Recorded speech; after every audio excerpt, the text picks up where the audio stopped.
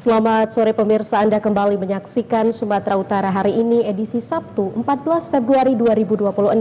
Kali ini bersama saya Putri Rahmadanizin. Sejumlah informasi telah dirangkum tim redaksi kami untuk Anda dan berikut topik utama hari ini. Polres Madinah tangkap 18 pengedar narkoba. Penyaluran bantuan dana stimulan untuk korban bencana. Apel gabungan pengamanan Imlek dan cuti bersama.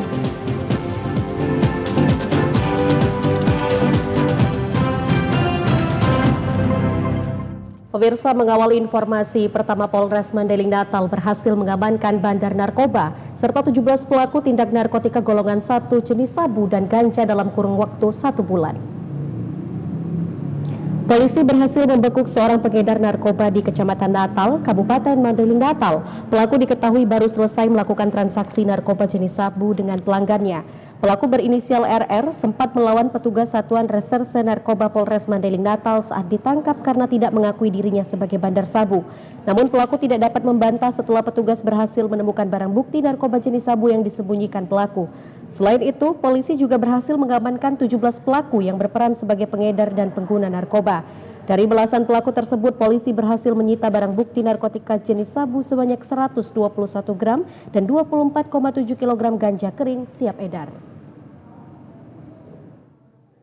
Dengan rincian 18 orang tersangka, 9 tersangka dititipkan di lapas, 5 orang tersangka di lapas, 9 orang tersangka di rutan Polres Madinah, kemudian 4 tersangka di Panti Rehabilitasi Yayasan Amelia Kota Padang Sidempuan. Untuk narkotika yang kita temukan itu informasi hasil pemeriksaan itu ada yang memang mau disebarkan di Mandailing Natal, kemudian untuk ganja itu rencananya juga akan dibawa ke kota lain.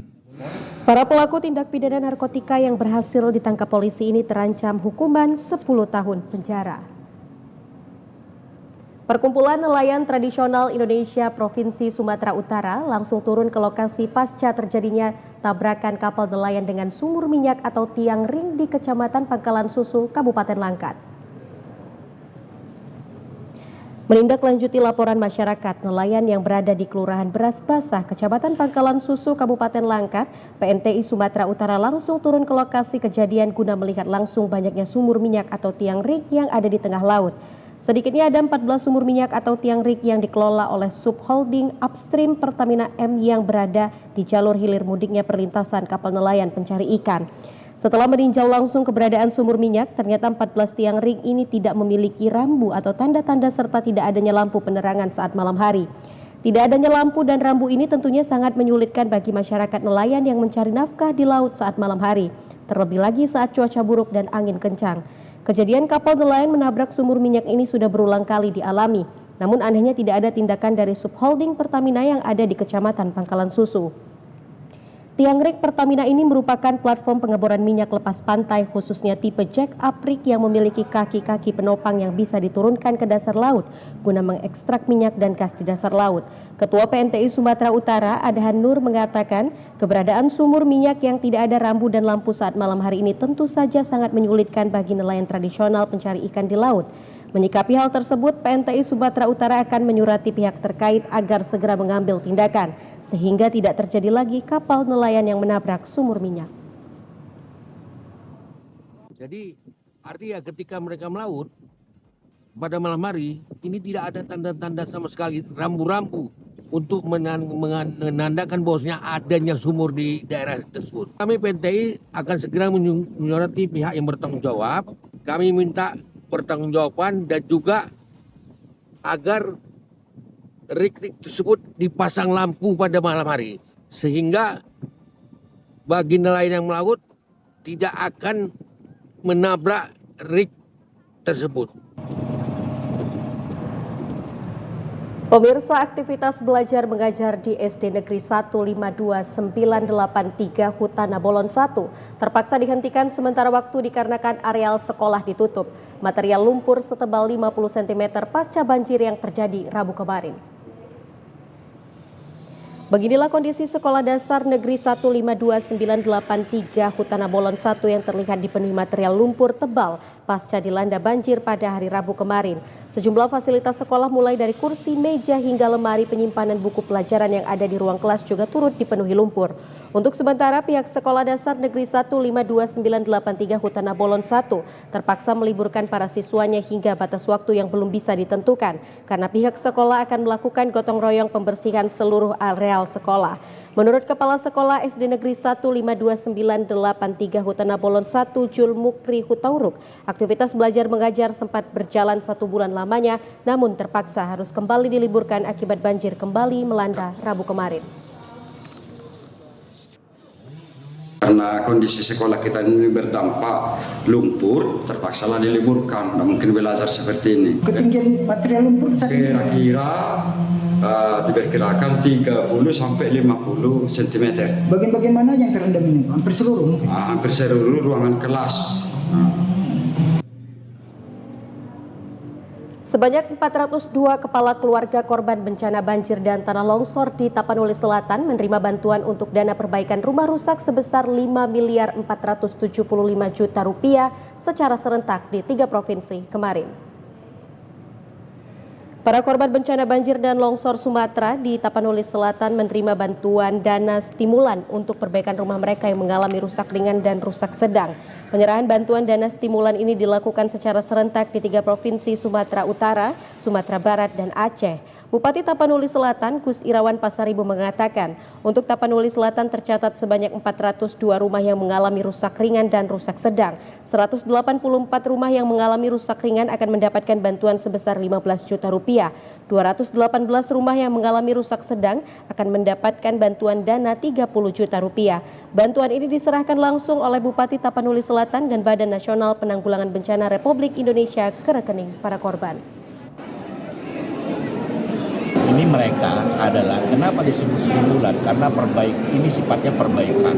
Selebihnya mereka yang rusak-rusak berat itu yang direlokasi baik secara terpusat maupun secara mandiri itu ada lagi 1.777 rumah hunian tetap yang kemudian kita akan selesaikan.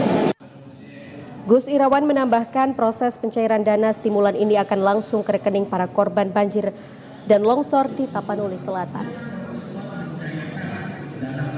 Pemirsa, seekor tapir Sumatera terlihat muncul di permukaan warga Dusun Sukarakyat, Desa Batu Tunggal, Kecamatan NA 910, Kabupaten Labuhan Batu Utara. Satwa dilindungi dengan nama Latin Tapirus indicus ini diketahui muncul sejak Sabtu 7 Februari 2026. Salah seorang warga Suhil Sipahutar mengatakan bahwa tapir sebesar hewan lembu tapi tidak tinggi terlihat di belakang perkebunan rumah warga. Informasinya yang saya lihat, yang saya dengar dari masyarakat yang cerita, ada saksi yang melihat ada hewan langka tersebut berada di sekitaran sungai Ekburu, kebetulan termasuk wilayah kita, namun di posisi terakhir mengarah ke desa sebelah, tepatnya di Desa Janji. Tapi kami sudah konfirmasi juga, sudah ke BKSDA. BKSDA di laporan tidak ada, dia sampaikan ke BKSDA Kisaran gitu Pak. Sementara itu, Sekretaris Desa menjelaskan Ari Muspin, satwa tapir tersebut diprediksi berumur sudah dewasa, terlihat di sepanjang Sungai Aik Buru dan di sekitar Desa Janji, dan sudah dilaporkan ke BKSDA Kisaran. Keberadaan tapir ini sekitar 20 km dari kawasan hutan. Keberadaan tapir ini dipantau oleh pegiat alam liar Yayasan Alam Liar Sumatera kemarin siang. Harai Munte menjelaskan, pemantauan hewan eksotis Indonesia ini dilakukan untuk mencegah konflik antar manusia dan satwa, serta menjaga agar habitat tapir tetap aman. Sejak kemunculannya, warga setempat melakukan sosialisasi terkait keberadaan satwa dilindungi dan Undang-Undang Konservasi Alam. Warga dihimbau agar tidak menganiaya, menangkap atau memburu, mengingat tapir bukan hewan karnivora, melainkan herbivora pemakan tumbuh-tumbuhan. Pihaknya bersama tim BKSDA Sumatera Utara berencana mengevakuasi ke tempat pemulihan satwa. Langkah ini dilakukan untuk memastikan kondisi kesehatannya sebelum dilepas liarkan kembali ke habitat yang aman. Namun, habitat satwa tersebut kini terancam punah akibat deforestasi atau alih fungsi hutan menjadi perkebunan, perburuan liar, serta aktivitas penambangan galian C berskala besar yang minim pengawasan ketat dari aparat penegak hukum. Kepada masyarakat melalui media sosial, juga melalui desa, juga kita minta agar tidak dianiaya, tidak dikejar, apalagi diburu.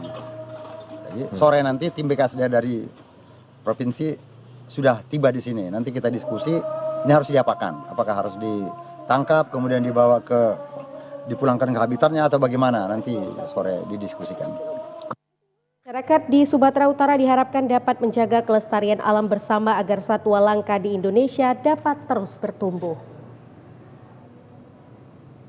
Harga daging ayam potong melonjak di beberapa pasar di Kabupaten Labuhan Batu Selatan. Naiknya harga tersebut menyebabkan pedagang daging ayam resah karena sepi pembeli. Hal ini terpantau di Pasar Impres Kota Pinang, Kecamatan Kota Pinang, Kabupaten Labuhan Batu Selatan kemarin pagi. Harga daging ayam saat ini mencapai Rp40.000 per kilogramnya. Sebelumnya pedagang menjual daging ayam hanya Rp31 hingga Rp32.000 per kilogram. Dengan naiknya harga daging ayam ini membuat omset pedagang menurun disebabkan sepinya pembeli. Naiknya harga daging ayam ini terjadi sejak awal Januari 2026 hingga saat ini. Sedangkan penyebab naiknya harga daging ayam karena adanya pembatasan pasokan di Pasar Impres Kota Pinang. Puncak naiknya harga ayam ini diperkirakan menjelang bulan Ramadan. Salah seorang pedagang ayam, Robin, mengatakan naiknya harga daging ayam setelah tahun baru hingga saat ini belum ada penurunan, bahkan harga semakin naik. Sebelumnya harga daging ayam Rp33.000 hingga Rp35.000 per kilogramnya. Ini berapa harga ayam di pasar ini? Harga ayam Rp40.000, Pak. Kenaikannya mulai kapan, Bang? Kenaikannya habis tahun baru itu, Bang. Jadi normalnya saat ini karena barang nggak ada, 35, 33. Untuk penyebab kenaikannya sendiri, Bang? Stok Kurang, Bang. Di PT kurang kita. Jadi harapan Abang sebagai pedagang, Bang? Kalau bisa normal lah kan. Ya.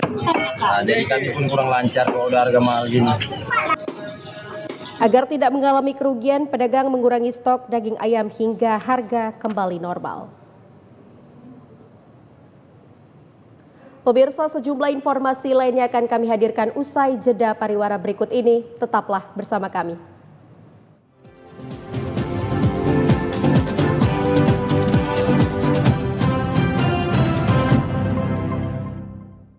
Terima kasih Anda masih bersama kami di Sumatera Utara hari ini. Pemirsa, Pangdam 1 Bukit Barisan, Maijen TNI Hendi Antariksa mengingatkan agar para prajurit tetap patuh kepada hukum disiplin dan tata tertib prajurit TNI, khususnya di wilayah Kodam 1 Bukit Barisan. Kodam 1 Bukit Barisan menggelar operasi Gaktip dan operasi Justisi Polisi Militer tahun 2026.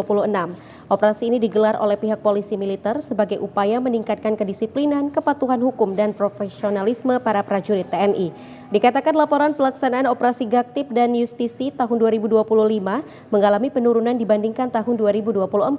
Untuk operasi Gaktip di tahun 2025 berjumlah 432 pelanggaran dibanding tahun 2024 berjumlah 456 pelanggaran atau turun 5,62%. Sedangkan untuk operasi justisi di tahun 2025 berjumlah 549 perkara dibanding tahun 2024 berjumlah 925 perkara atau turun 40,64%. Ditegaskan kepada seluruh jajaran prajurit TNI di Kodam 1 Bukit Barisan untuk selalu menaati peraturan, serta melarang keras untuk tidak berpergian ke tempat yang dilarang, seperti tempat hiburan malam dan sejenisnya, serta menjauhi narkoba dan judi online yang dapat merusak citra TNI.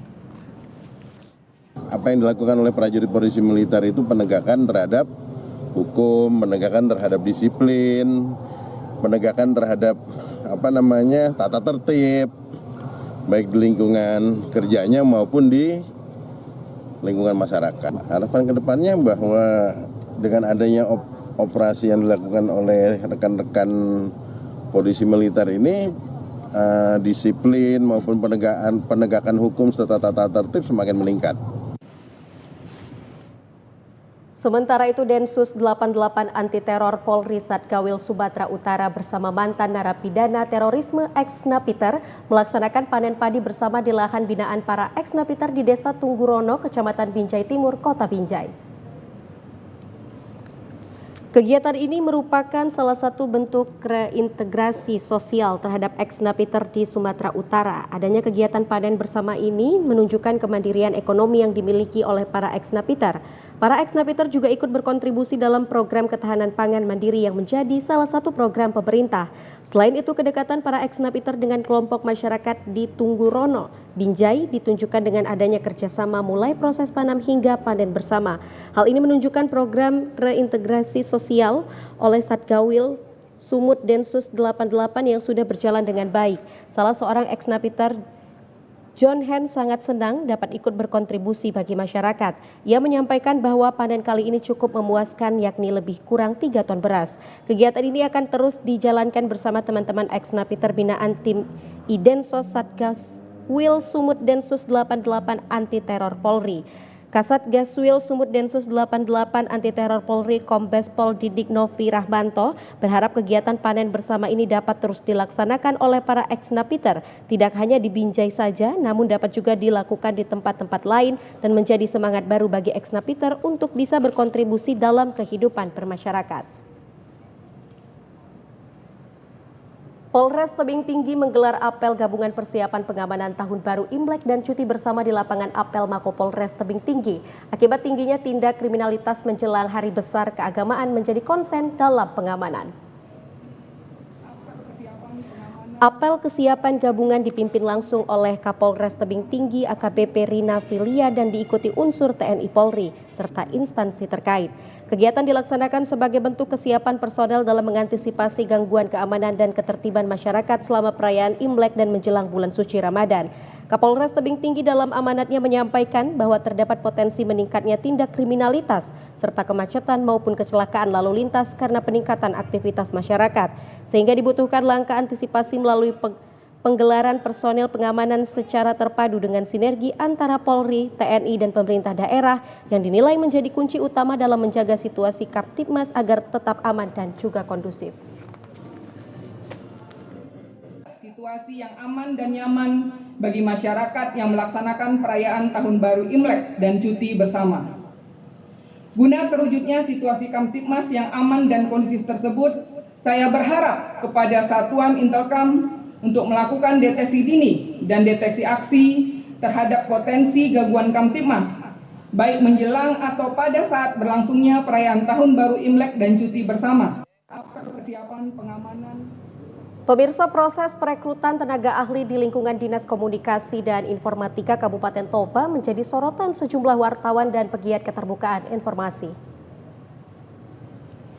Sorotan muncul setelah beredar informasi bahwa diduga perekrutan dilakukan tanpa pengumuman terbuka kepada publik. Sejumlah jurnalis menilai sebagai instansi pemerintah daerah, Kominfo seharusnya mengedepankan prinsip akuntabilitas dan keterbukaan, terutama dalam penggunaan anggaran daerah. Salah seorang jurnalis yang bertugas di Kabupaten Toba, Yana Gultom, mengatakan jika menggunakan anggaran APBD, publik berhak mengetahui prosesnya, mulai dari kebutuhan formasi, kualifikasi, hingga dasar penunjukan. Selain soal transparansi, aspek kompetensi juga menjadi perhatian. Wartawan mempertanyakan apakah tenaga ahli yang direkrut memiliki latar belakang dan pengalaman yang relevan dengan kebutuhan digitalisasi dan pelayanan informasi publik di wilayah Kabupaten Toba. Tak hanya soal transparansi, penggunaan anggaran daerah juga menjadi perhatian. Jika tenaga ahli dibiayai melalui APBD, maka setiap tahapan perekrutan hingga besaran honorarium dinilai harus dapat dipertanggungjawabkan secara terbuka. Sejumlah pihak khawatir minimnya informasi justru memicu spekulasi di tengah masyarakat.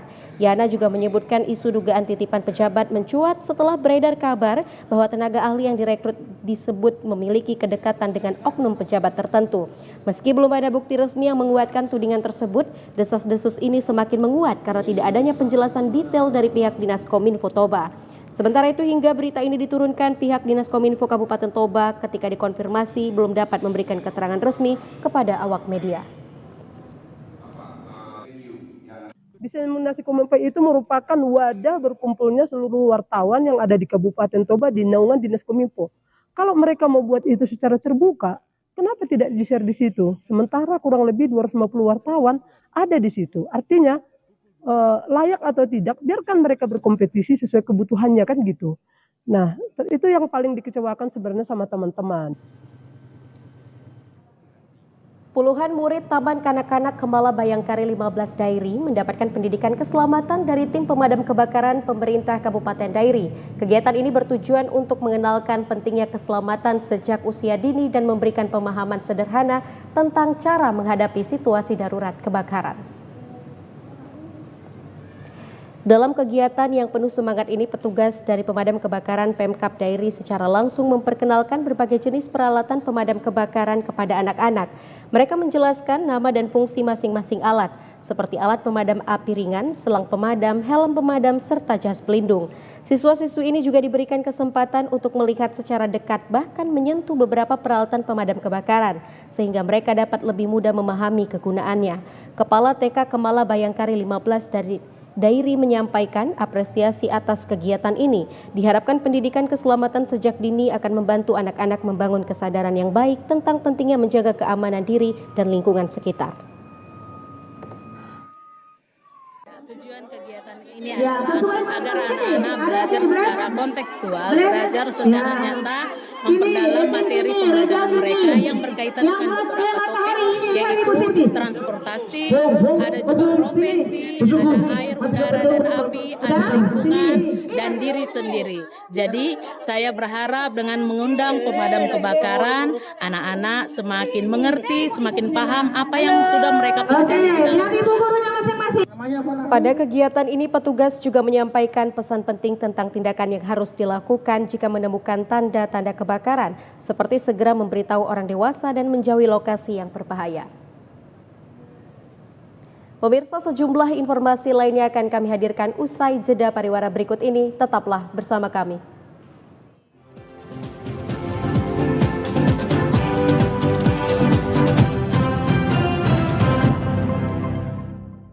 Pemirsa, informasi lainnya datang dari Haji Ashari Tambunan resmi dilantik sebagai Ketua Dewan Pimpinan Wilayah Partai Kebangkitan Bangsa Sumatera Utara periode 2026-2031 dan optimis bersama kader menang di pemilu 2029 mendatang.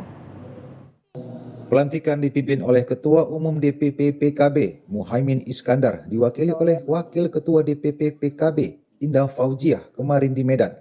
Ditandai dengan penyerahan pataka dan pengucapan sumpah janji pengurus terpilih. Selain pengukuhan, sebanyak 116 pengurus DPP PKB Sumut melakukan orientasi politik dan muskerwil, berkomitmen proaktif kepada rakyat bahwa PKB solusi bangsa. Program strategis nyata PKB solusi bangsa terwujudnya cita-cita ulama dan tokoh pendiri partai agar Indonesia maju, rakyat sejahtera. PKB bukan hanya sekedar hadir pada saat pemilu, tapi hadir di tengah-tengah masyarakat. Nah, harus menjadi solusi bangsa. Apa persoalan yang dihadapi oleh masyarakat, khususnya masyarakat Sumatera Utara, PKB harus menawarkan solusinya.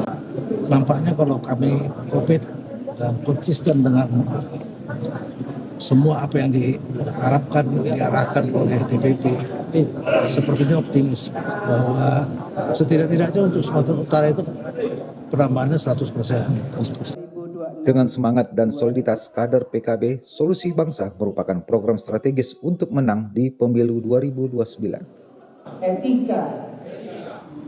Sementara itu, semangat kader partai politik dalam menjalankan program kerja memperjuangkan aspirasi rakyat sebagai solusi bangsa diharapkan menang dalam pemenangan Pesta Demokrasi 2029 mendatang.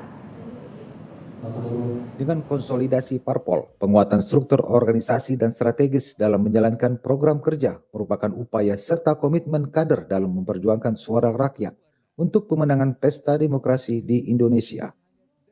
Sebagai partai didirikan para ulama dan tokoh Nahdliyin untuk tetap bangun soliditas, meningkatkan komunikasi kerja nyata dalam menyuarakan aspirasi rakyat. Sementara itu, pentingnya meneguhkan nilai-nilai politik rahmatan lil alamin membawa kedamaian, keadilan, dan keberpihakan kepada semua golongan tanpa memandang latar belakang.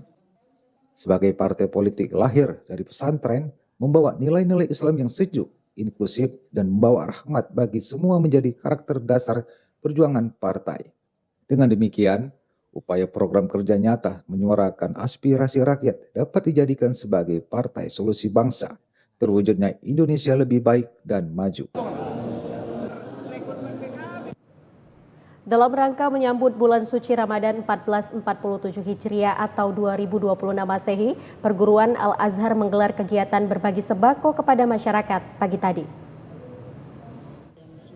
Pembina Yayasan Al-Azhar, Mahyuzar Nasution mengatakan bahwa kegiatan ini merupakan bentuk kepedulian sosial sekaligus ungkapan rasa syukur menjelang Ramadan. Sebanyak 1.200 paket sembako disalurkan kepada warga yang sebelumnya telah didata panitia sebagai penerima manfaat. Dari jumlah tersebut, 1.000 paket dibagikan kepada warga sekitar Perguruan Al-Azhar Kuala Bekala, Padang Bulan. Sementara 200 paket lainnya diberikan kepada warga di sekitar Perguruan Ar-Rahman, Percut Seituan. Setiap paket berisi kebutuhan pokok berupa beras, minyak goreng, teh, dan gula. Kami berharap masyarakat bisa menerima dengan senang hati dan berkah dan bermanfaat untuk masyarakat di lingkungan maupun yang membutuhkan. Mudah-mudahan ini menjadi amal jariah bagi para donatur sekalian dan ini membawa berkah bagi kita semua. Semoga puasa Ramadan kita pada tahun ini 1447 Hijriah lancar, khusyuk, tenang, dan diijabah Allah Subhanahu wa Ta'ala. Melalui kegiatan berbagi ini, diharapkan semangat infak dan kebersamaan terus tumbuh, sehingga Ramadan dapat disambut dengan penuh rasa syukur dan keberkahan.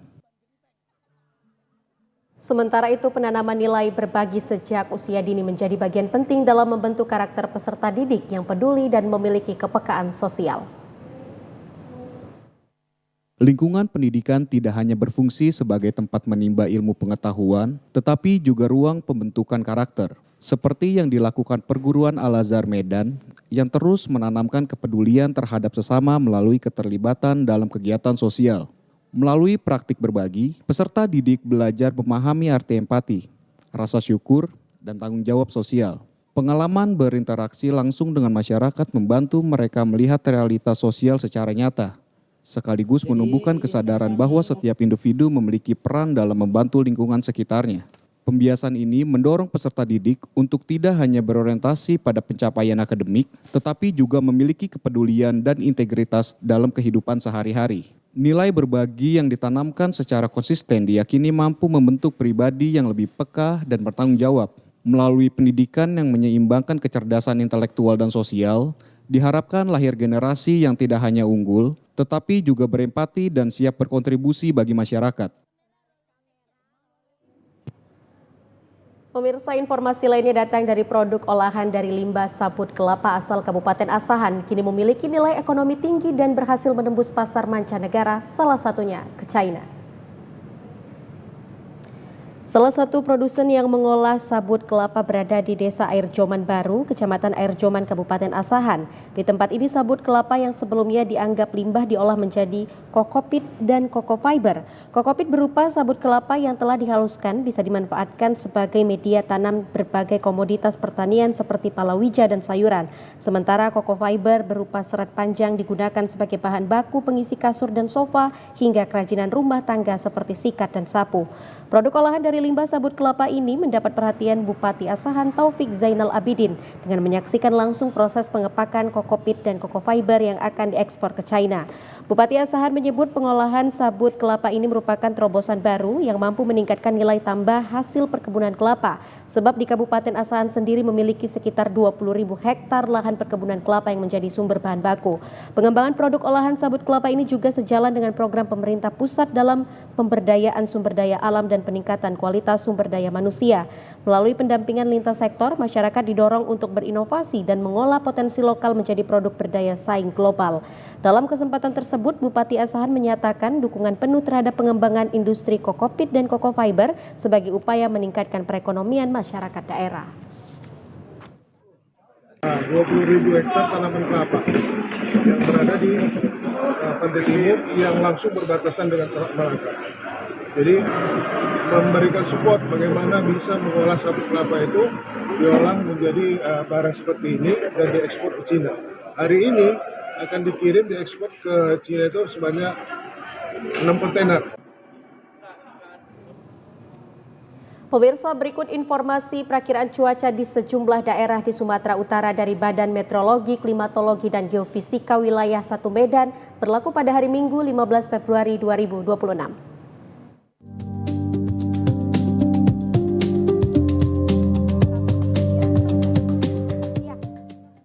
Halo Sobat BMKG, senang sekali rasanya dapat bertemu kembali dengan saya, Putri Afriza, perakirawan cuaca BMKG Wilayah 1 Medan yang akan memberikan informasi perakiraan cuaca yang berlaku untuk esok hari Minggu 15 Februari 2026 di wilayah Sumatera Utara.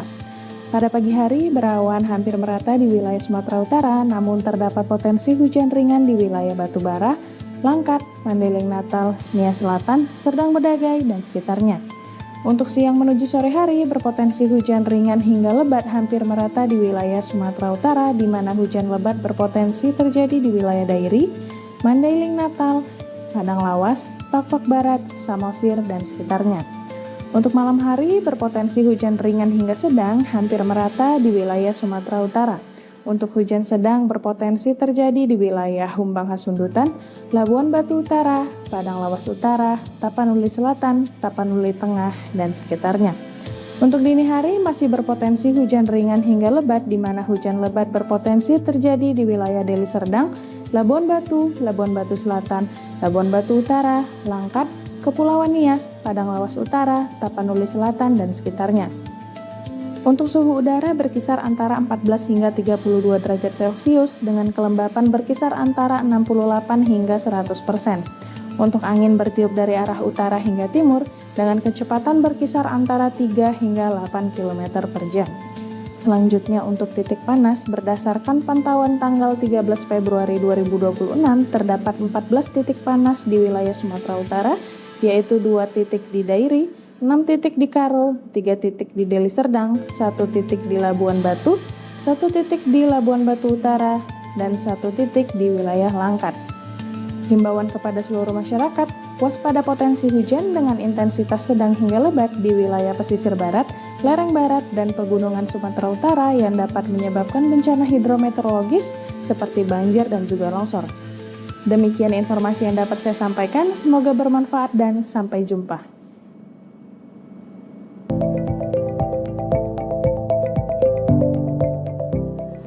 Ya pemirsa, berikut kami sampaikan informasi yang telah kami rangkum dalam segmen Lintas Andalas.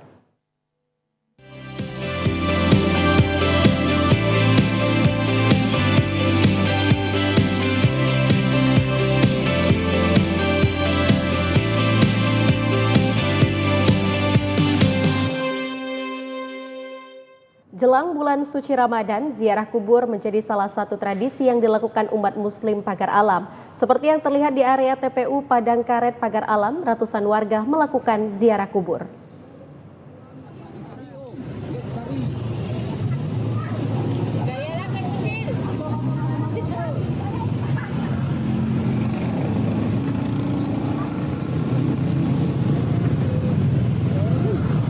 Jelang bulan suci ini, Salah satu tradisi yang dilakukan umat muslim adalah ziarah kubur. Menurut Nopi, salah seorang pedagang kembang di area TPU Padang Karet Pagaralam, mengatakan ratusan warga sudah mulai berkunjung ke pemakaman guna berziarah ke makam keluarganya. Ia menjelaskan hal ini secara rutin dilakukan masyarakat tiap tahunnya jelang Ramadan. Dia juga menambahkan peziarah juga akan semakin ramai dengan semakin dekatnya bulan suci Ramadan. Ini belum tahu sayang, biasanya hari perpekan itu nunggu hari sehari sebelum puasa, biasanya rame. Sama tahun-tahun kemarin rame. Minta yang ini lebih rame lagi. Coba ya rame-ramenya tuh ya, marah. Kita nak puasa nih lah, inilah paling rame nak puasa nih lah. Ini mungkin ada 200 sampai 300-an. Kita lebih rame lagi, lebih banyak lagi yang ziarah untuk ibadah. Sementara itu, Mah Soblem, salah seorang peziarah mengaku sengaja memilih berziarah sebelum puasa karena dianggap waktu yang paling pas sambil mengajak anak dan cucunya ke makam buyut mereka untuk berziarah. Ya, Pompong masih jauh nak, jadi ada waktu anak-anak, jadi ajak ziarah tempat mbah. Kan memang seharusnya macam itu sebelumnya puasa nak. Ya, bagus. Bunga beli di tukang kembang. Ya. Haikal, Tim Liputan TVRI Sumsel melaporkan.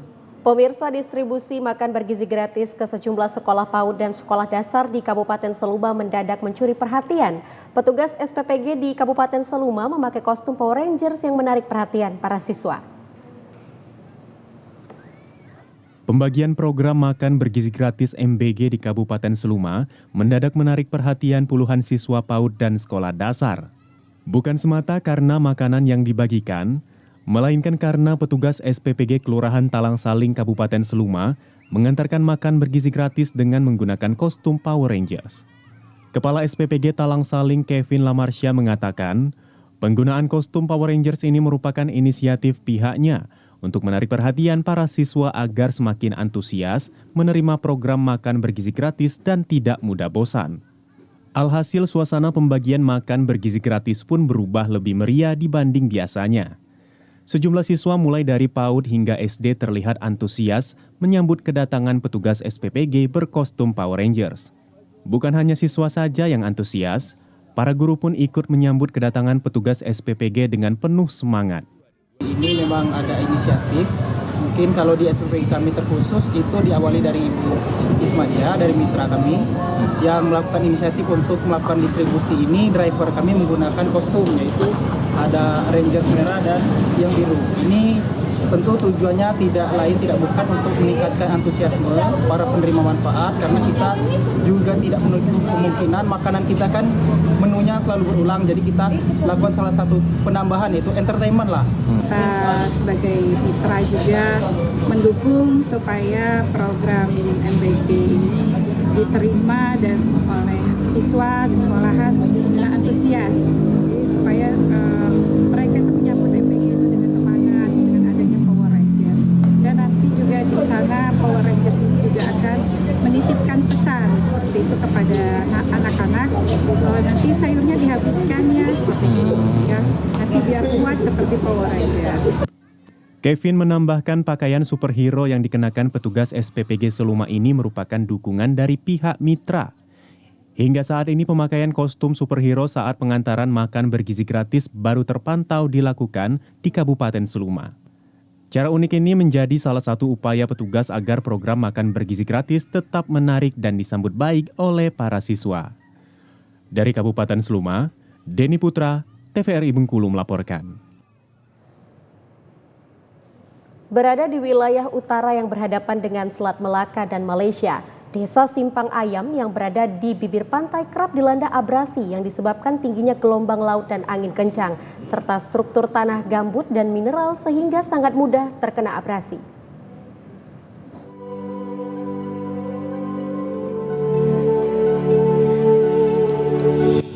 Inilah sekilas gambaran Desa Simpang Ayam, Kecamatan Bengkalis, Kabupaten Bengkalis, Provinsi Riau. Untuk sampai ke desa ini dapat ditempuh 45 menit dari pusat kota. Mayoritas masyarakat di desa ini bekerja sebagai nelayan dan petani, sehingga laut dan perkebunan menjadi pendapatan ekonomi bagi masyarakat sekitar. Laut dan pertanian menjadi tempat bergantung mata pencarian masyarakat. Salah satu yang menjadi andalan nelayan yakni Pantai Simpang Ayam. Pantai yang berlokasi 4 km dari pemukiman warga ini menjadi sentral nelayan setempat dalam menjalani aktivitas melaut. Abrasi yang melanda Pantai Simpang Ayam sudah berlangsung sejak tahun 2007 dan paling parah terjadi pada tahun 2022. Bahkan pernah menyebabkan sebagian tanah perkebunan warga mengalami runtuh. Untuk keberlangsungan Pantai Simpang Ayam dan warganya, selain ditanam pohon mangrove, pemerintah juga telah memberikan solusi terkait persoalan tersebut dengan melaksanakan peningkatan pengamanan pantai dengan membangun batu pemecah ombak. Menurut nelayan, bangunan pemecah ombak ini dibangun sekitar tahun 2017 dengan panjang 130 meter. Sejak dibangun batu pemecah ombak, wilayah sekitar pantai tidak lagi terkena abrasi seperti dulu. Dan nelayan setempat juga ikut terbantu. Meskipun nelayan berharap bangunan pengamanan pantai ke depan bisa dilanjutkan, agar bisa menahan gelombang laut dan keberlangsungan kehidupan warga setempat. Kalau namanya rezeki di laut tuh Pak ya, tak ada dampaknya lah Pak.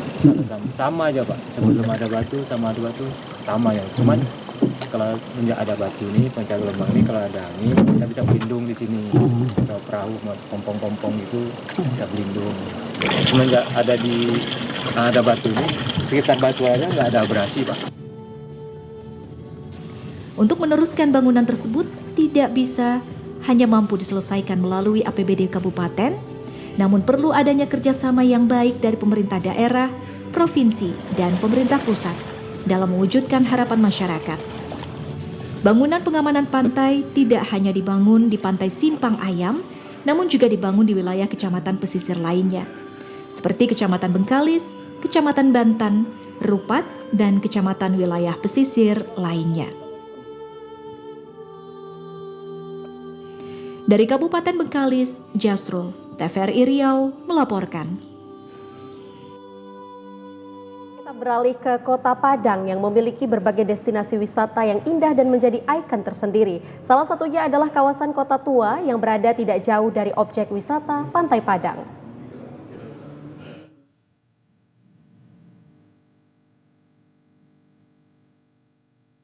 Kota Padang memiliki berbagai destinasi wisata yang indah dan menjadi ikon tersendiri. Salah satunya adalah kawasan Kota Tua yang berada tidak jauh dari objek wisata Pantai Padang. Kawasan Kota Tua Padang terletak di Kecamatan Padang Barat dan Padang Selatan, Sumatera Barat. Kawasan ini sejak lama dikenal sebagai pusat ekonomi masa lalu pada era kolonial, sehingga daerah ini menjadi jendela masa lalu yang membuka pelukan hangat kepada setiap pengunjungnya. Kota Tua Padang menjadi potret kemajemukan kehidupan sosial masyarakat Kota Padang yang dihuni sejumlah etnis baik itu Minang, Melayu, Tionghoa, Tamil hingga Nias. Menyisiri daerah Kota Tua Padang, kita dapat menjumpai sejumlah bangunan ikonik seperti Gedung Kesenian dan Bank Indonesia dengan arsitektur klasiknya, serta Masjid Muhammadan di kawasan Pasar Gadang yang menjadi peninggalan Muslim India. Bangunan-bangunan tua di kawasan ini mencerminkan pengaruh kolonialisme Belanda. Ciri khas berupa bangunan kolonial Belanda yang masih kokoh ini mencerminkan sejarah pusat perdagangan di tepi Sungai Batang Arau. Saat ini sejumlah bangunan tua masih tetap berdiri kokoh, tapi sebagian lagi ada yang sudah berubah fungsi menjadi kafe. Namun nuansa sejarah dan keaslian arsitekturnya tetap terjaga. Bangunan-bangunan peninggalan kolonial Belanda itu pun kini menjadi bangunan cagar budaya yang dilindungi. Kota Tua Padang memang kaya akan arsitektur. Kemudian kita lihat dari sejarah, memang Kota Tua Padang memang menjadi tapak sejarah Kota Padang yang memang kaya akan sejarah perkembangan kota di mana Kota Tua Padang ini menjadi titik mula Kota Padang ini berkembang. Selain itu juga keberagaman kebudayaan. Di kawasan Kota Tua Padang ini memang salah satu kawasan yang cukup lengkap dan memang masih kondisinya masih ada sampai sekarang. Turun-temurun aktivitas kebudayaan itu masih terjaga sampai sekarang. Kota Tua Padang memiliki potensi besar untuk menjadi pusat wisata sejarah dan budaya di Sumatera Barat dengan mengembangkan infrastruktur dan fasilitas yang memadai. Kawasan ini dapat menjadi destinasi wisata yang menarik bagi wisatawan lokal dan mancanegara. Untuk itu, melestarikan dan mengembangkan Kota Tua Padang adalah tanggung jawab bersama. Menjaga dan merawat bangunan-bangunan tua menjadi salah satu cara untuk ikut dalam menjaga warisan budaya untuk generasi mendatang.